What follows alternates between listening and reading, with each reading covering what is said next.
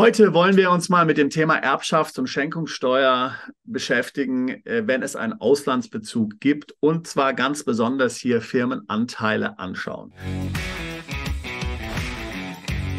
Also, was passiert eigentlich, wenn du im Ausland lebst und Firmenanteile vererbst oder verschenkst, oder eben, wenn du im Ausland lebst und Firmenanteile vererbt oder geschenkt bekommst? Zunächst mal sollten wir uns vielleicht noch mal kurz vergegenwärtigen, wie eigentlich die Erbschafts- und Schenkungssteuer funktioniert. Grundsätzlich gelten bei Erbschaftssteuer und Schenkungssteuer die gleichen Freibeträge, Steuerklassen und Steuersätze. Diese belaufen sich bei Ehegatten und eingetragenen Lebenspartnern auf 500.000 Euro, Kinder und Stiefkinder 400.000 Euro, Enkel, deren Eltern bereits verstorben sind, 400.000 Euro, Enkel, deren Eltern noch leben, 200.000 Euro, Urenkel, Eltern und Großeltern 100.000 Euro, alle anderen 20.000 Euro. Übrigens, wenn du aus Österreich bist, dann hast du natürlich Glück gehabt, denn es gibt keine Schenkung und Erbschaftssteuer in Österreich. Aber ganz wichtig, was wir hier zu sagen haben, betrifft auch dich.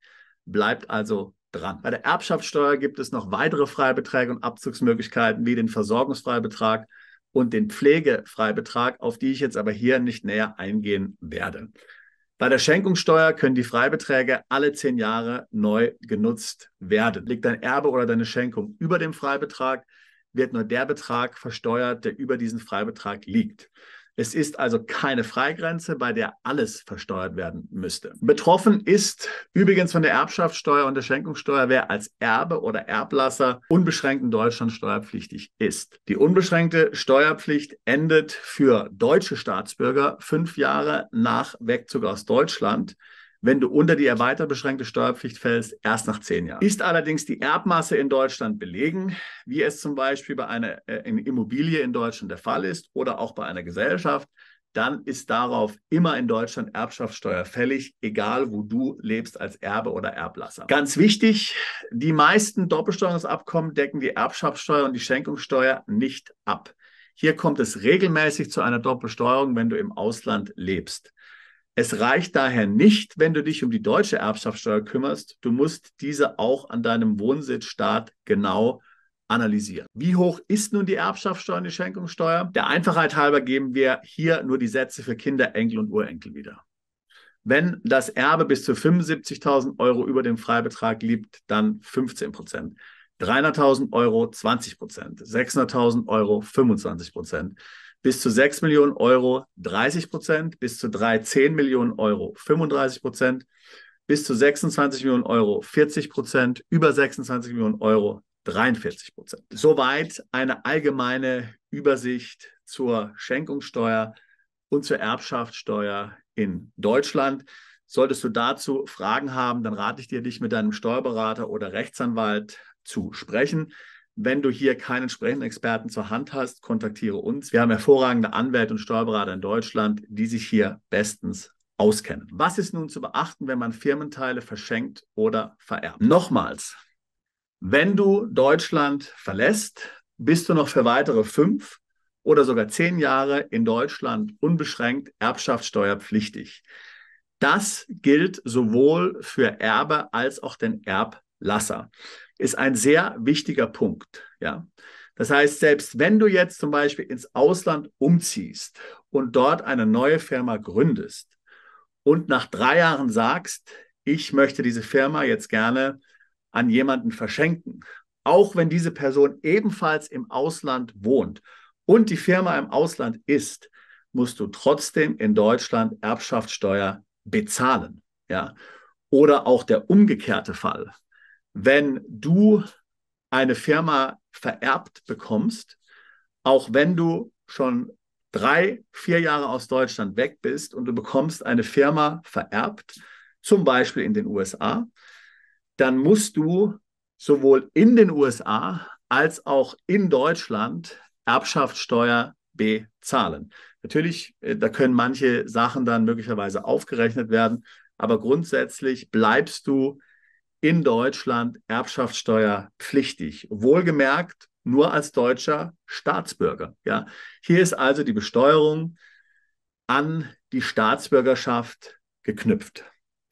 Wenn nun Firmenanteile vererbt oder verschenkt werden, dann gibt es in Deutschland eine Freistellung von 85% oder sogar von 100%, was die Erbschaftssteuer anbelangt, solange bestimmte Bedingungen erfüllt sind. Zunächst mal ist es ja im Interesse des Gesetzgebers, dass er hier keine Unruhe und auch keine Betriebsunterbrechung verursacht, weil hier ein Betrieb letztlich an die nächste Generation übertragen wird, die dann möglicherweise hier Erbschaftssteuer bezahlen muss und dadurch den Betrieb verkaufen muss, sodass der Betrieb dann tatsächlich gefährdet ist.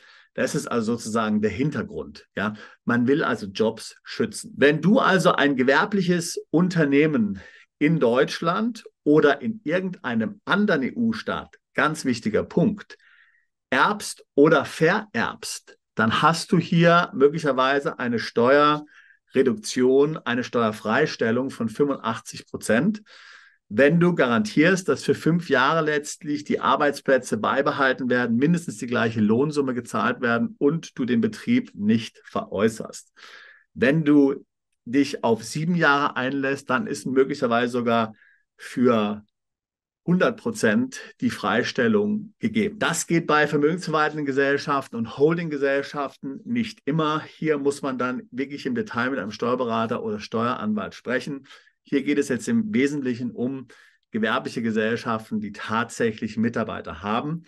Nochmal, diese Gesellschaften können überall in der EU sein, nicht nur in Deutschland. Also angenommen, du wohnst in Irland und dein Vater in Deutschland vererbt dir jetzt ein französisches Unternehmen. Ja? Dann ist hier möglicherweise eine Freistellung von 85% gegeben, wenn du diese Mitarbeiter in Frankreich nicht entlässt, das Unternehmen nicht verkaufst, sondern weiter betreibst oder sogar 100%ige Freistellung möglich, wenn du sogar für 7 Jahre lang nicht verkaufst oder hier umstrukturierst oder Mitarbeiter entlässt. Ist allerdings das Unternehmen, das dein Vater dir vererbt, in UK oder in den USA, dann gilt diese Freistellung nicht und du musst dann die volle Erbschaftssteuer bezahlen unter der Annahme, dass die Freibeträge ausgeschöpft sind. Ja? Also ein sehr wichtiger Punkt. Ein anderer wichtiger Punkt, der ganz oft übersehen wird, ist die Wegzugsteuer. Wenn du also ins Ausland umziehst, ja, und 5 Jahre später vererbt dir dein Vater in Deutschland ein Unternehmen, dann musst du in Deutschland die Wegzugsteuer bezahlen zu diesem Zeitpunkt, auch wenn du schon 5 Jahre weg bist. Ja. Die Wegzugsteuer, wie gesagt, die kann empfindlich hoch sein. Also ein Unternehmen, das nur 100.000 Euro Gewinn macht im Jahr, hat möglicherweise einen Wert, der so hoch ist, dass die Wegzugsteuer, die anfallen würde, 400.000 Euro ist. Zusätzlich musst du möglicherweise noch die Erbschaftssteuer bezahlen. Wir haben ja gerade eben gesprochen, da gibt es eine Freistellung.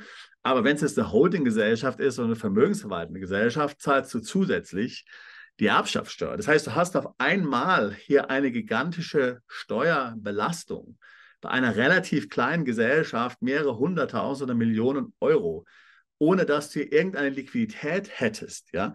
Denn die Gesellschaft hat ja möglicherweise keine Liquidität, kann dir auch nichts ausschütten. Und auf einmal stehst du hier vor dieser gigantischen steuerlichen Belastung. Ja? Und bedenke bitte, das gilt auch für Auslandsgesellschaften. Ja? Das heißt eben, wenn du eine Gesellschaft erbst, die sich in Frankreich oder sonst wo befindet, wird auch dort die Wegzugsteuer dann fällig in Deutschland, weil die deutsche Wegzugsteuer sowohl Gesellschaften in Deutschland und auch im Ausland betrifft. So, liebe Österreicher, und das ist auch bei euch in Österreich tatsächlich ein Problem. Es gibt zwar in Österreich keine Schenkungssteuer und keine Erbschaftssteuer, wenn aber der Besitz einer Kapitalgesellschaft ins Ausland geht, fällt zwar keine Erbschaftssteuer an oder Schenkungssteuer, aber die Wegzugsteuer in Österreich fällt an. So, in Österreich gibt es noch den Vorteil, dass die Wegzugsteuer beim Umzug in ein EU-Land gestundet werden kann. Das gibt es ja bekanntlich in Deutschland nicht mehr. Aber generell muss man eben auch diese abgeschaffte Erbschaftssteuer und Schenkungssteuer in Österreich sehr genau studieren, um eben zu vermeiden, dass man hier in eine Steuerfalle gerät. Was heißt das jetzt konkret? Was musst du machen?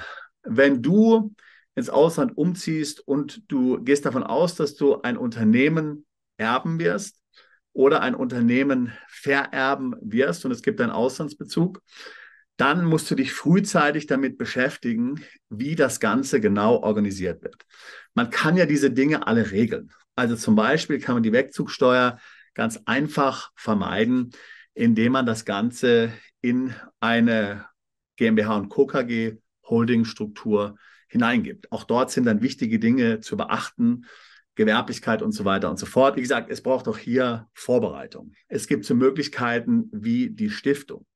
Man kann ja auch schon im Vorfeld hier Dinge verschenken und dann den Restbetrag, der über den Freibetrag hinausgeht, über Darlehen regeln möglicherweise. Ja? Also ich rate dir, wenn du und deine Familie hiervon betroffen sind, dich frühzeitig darum zu kümmern.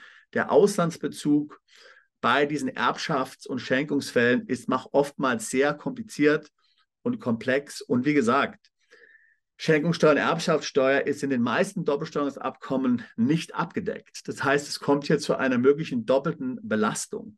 Umso wichtiger, dass du sehr früh dich damit tatsächlich auseinandersetzt. Wenn du ins Ausland ziehst, um deine Steuerlast zu optimieren, können wir dich dabei gerne unterstützen. Wir machen seit fast 20 Jahren nichts anderes. Wir haben ein großes Team an Steuerberatern und Rechtsanwälten in vielen Ländern, mit denen wir gemeinsam dir dabei helfen können, ins Ausland zu ziehen und dort rechtlich und steuerlich gut beraten zu sein. Ich schlage dir vor, buche ein Beratungsgespräch. Den Link packe ich hier in die Beschreibung mit rein. Ich freue mich, über dein Auslandsvorhaben in der Beratung zu sprechen. Bis dann. Bist du Unternehmer, Freiberufler oder Investor? Zieht es dich schon lange ins Ausland? Mach heute den ersten konkreten Schritt in eine Zukunft mit mehr Geld und mehr Freiheit. Buche ein Beratungsgespräch mit Sebastian und seinen Kollegen. Unsere Kanzlei unterstützt Mandanten wie dich dabei, deine Steuerlast legal zu reduzieren, Vermögen aufzubauen und zu schützen und deine persönliche Freiheit zu maximieren.